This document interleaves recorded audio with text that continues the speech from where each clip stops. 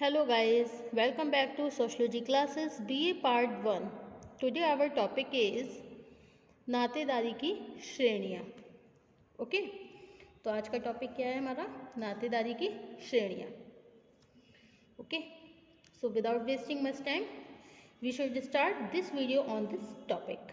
Okay, categories of kingship. Okay, नातेदारी की श्रेणियाँ.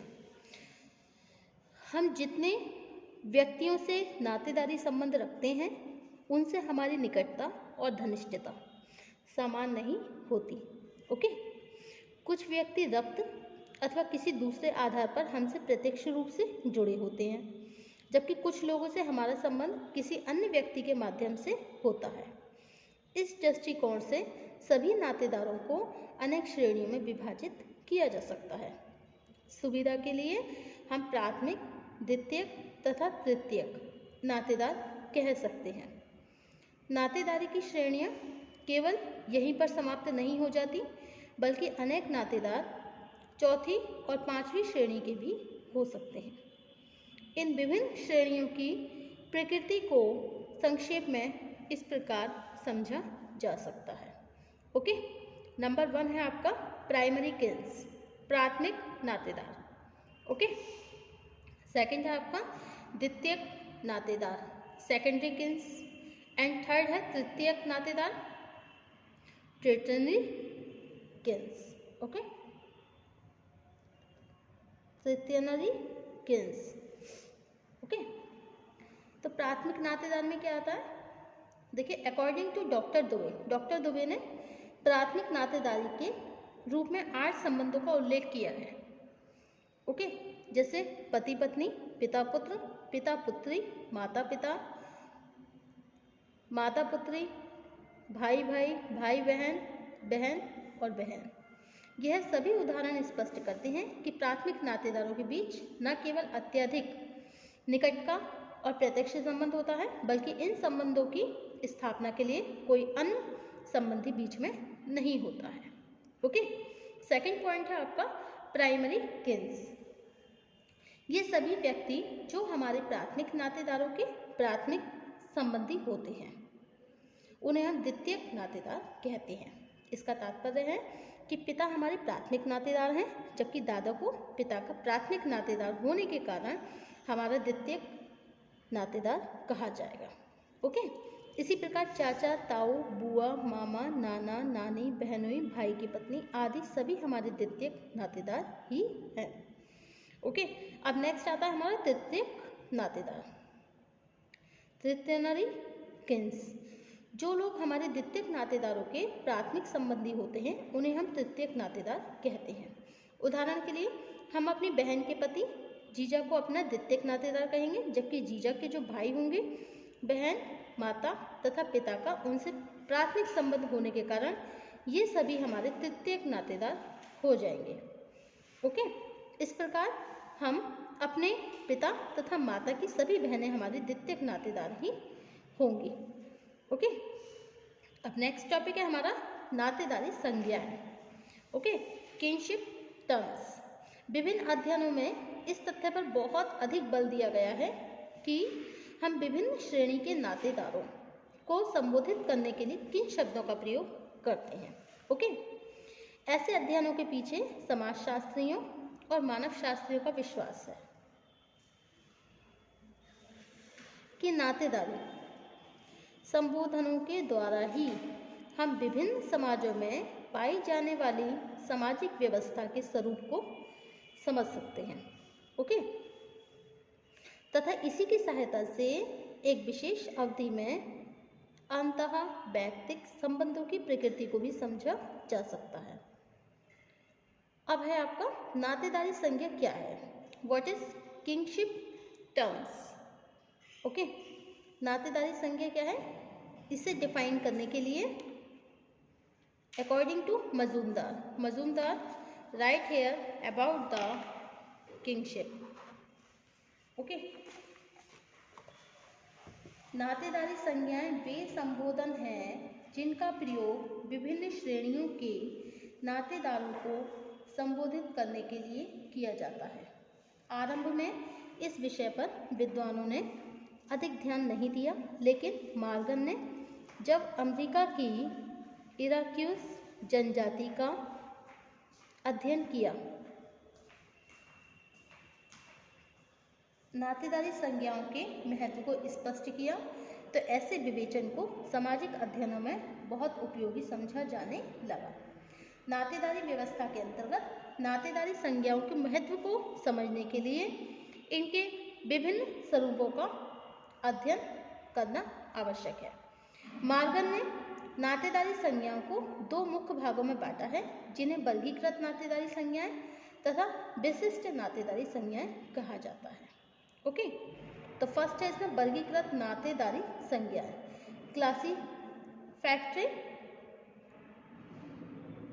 क्लासिफिकेटरी किंगशिप टर्म्स। ओके, और सेकंड क्या है आपका पर्टिकुलरिस्टिक किंगशिप टर्म्स। ओके, नातेदारी संज्ञाएं, तो नंबर 1 क्या बताया आपका वर्गीकृत नातेदारी संज्ञाएं। ओके, क्लासिफिकेटरी किंगशिप टर्म्स, नातेदारी व्यवस्था के अंतर्गत विभिन्न श्रेणियों के अनेक नातेदार ऐसे होते हैं जिन्हें हम एक ही संज्ञा अथवा समान शब्द से संबोधित करते हैं। मॉर्गन ने यह स्पष्ट किया कि अमेरिका की इराक्यूस जनजाति में जिस शब्द से पिता को संबोधित किया जाता है, उसी शब्द से पिता के भाई और माता के भाई को भी संबोधित करने का प्रचलन है। इसी प्रकार जिस शब्द से माँ को संबोधित किया जाता है, वही शब्द माँ और बहन के लिए भी प्रयुक्त किया जाता है। इसका तात्पर्य है कि जब एक ही संज्ञा अथवा संबोधन के द्वारा समान वर्ग के अनेक लोगों को संबोधित किया जाता है, तब ऐसी संबंध संज्ञा को हम वर्गीकृत संज्ञा कहते हैं। ओके, अब नेक्स्ट है आपका विशिष्ट नातेदारी संज्ञाएं। मजूमदार का कथन है कि ऐसी संज्ञाएं वास्तविक संबंध की सूचक होती हैं तथा केवल उन विशिष्ट व्यक्तियों के लिए ही प्रयोग में लाई जाती हैं जिनके संदर्भ में या जिन्हें संबोधित करने के लिए बात की जाती है। इसका तात्पर्य है कि माँ, पिता, पत्नी आदि ऐसी संज्ञाएं हैं जिनका प्रयोग एक विशेष व्यक्ति के लिए किया जा सकता है। इन अदर वर्ड, हम केवल उसी व्यक्ति को पिता जैसी संज्ञा से संबोधित कर सकते हैं जिसने हमें जन्म दिया हो, अथवा उस स्त्री को पत्नी कह सकते हैं जिससे हमारे वास्तविक वैवाहिक संबंध हो। इसका तात्पर्य है कि विशिष्ट नातेदारी संज्ञाएं मानी हुई नहीं होती हैं, बल्कि यह एक यथार्थ संबंध को स्पष्ट करती हैं। यह इस अर्थ में विशिष्ट है कि एक विशेष संज्ञा केवल एक विशिष्ट व्यक्ति के लिए ही प्रयोग में लाई जाती है। ओके, अब है आपका next topic social significance of kinship. Okay,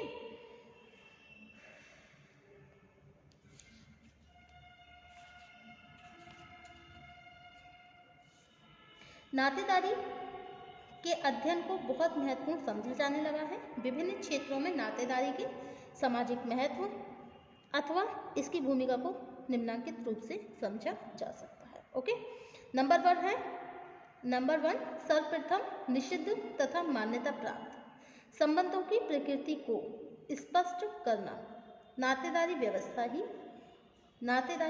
का ही कार्य है। जनजातीय समाज आज भी इतने सरल हैं कि सभी तरह के संबंधों को व्यवस्थित करने के लिए कोई निश्चित नियम नहीं बनाए जा सकते। इस दशा में नातेदारी रीतियों के द्वारा ही स्पष्ट किया जाता है कि एक व्यक्ति के संबंध अन्य व्यक्तियों से किस प्रकार के होंगे तथा व्यक्ति को विवाह और उत्तराधिकार जैसे महत्वपूर्ण विषयों पर किस प्रकार व्यवहार करना आवश्यक है। ओके, इसी आधार पर ब्राउन ने यह स्वीकार किया कि नातेदारी व्यवस्था का मुख्य कार्य विवाह तथा परिवार के रूप को व्यवस्थित बनाना है। ओके, अब नंबर 2 है आपका सरल समाजों में आज भी व्यक्ति की स्थिति का निर्धारण बहुत कुछ उसके वंश की प्रतिष्ठा और शक्ति के आधार पर ही होता है। ओके, नातेदारी की सहायता से न केवल एक वंश के इतिहास को समझा जा सकता है, बल्कि नातेदारी की संख्या के आधार पर ही एक विशेष वंश अथवा कुल की शक्ति का मूल्यांकन किया जा सकता है। अब नेक्स्ट है नंबर 3, नातेदारी समूह में व्यक्ति का सामाजिक बीमा है। जब कभी भी व्यक्ति किसी संकट अथवा कठिनाई में होता है, नातेदारों के द्वारा उसे सभी प्रकार की सुरक्षा और सुविधाएं प्रदान की जाती हैं। नंबर 4 है, सामाजिक जीवन में नातेदारी समूह की भूमिका एक विस्तृत परिवार अथवा कुल के समान है, जिसमें सभी व्यक्ति बिना किसी स्वार्थ के एक दूसरे के प्रति असीमित उत्तरदायित्व का निर्वाह करते हैं। ओके, अब नेक्स्ट टॉपिक है आपका नातेदारी संबंधों में वर्तमान परिवर्तन, present changes in kinship relations. Okay, वर्तमान युग परिवर्तन का युग है, जिसमें सभी सामाजिक संस्थाओं तथा सामाजिक संरचनाओं में उल्लेखनीय परिवर्तन हो रहे हैं। नातेदारी संबंधों में भी आज अनेक संरचनात्मक और प्रकार्यात्मक परिवर्तन हुए। नंबर 1, सर्वप्रथम नातेदारी संबंधों में अब औपचारिकता तथा दिखावे की विशेषताएं उत्पन्न होने लगी हैं। नंबर 2, नातेदारी का एक प्रमुख कार्य वंश की संपत्ति में व्यक्ति के अधिकार का निर्धारण करना था।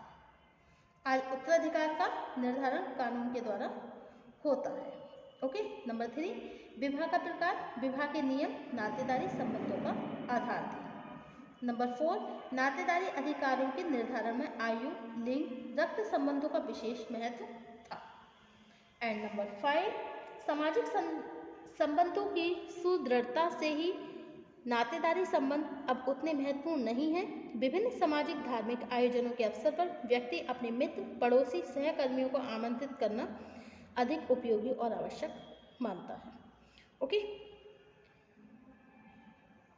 नातेदारी संबंध सरल समाजों के लिए ही अधिक महत्वपूर्ण है। आज जैसे जैसे सरल समाज औद्योगिक और जटिल समाजों के रूप में बदल रहे हैं, नातेदारी संबंधों का प्रभाव भी तेजी से कम होता जा रहा है। ओके, सो नेक्स्ट टॉपिक होगा हमारा नेक्स्ट टर्न पर धर्म, शिक्षा एवं राज्य। Okay, thank you for watching my YouTube channel. Thank you so much guys.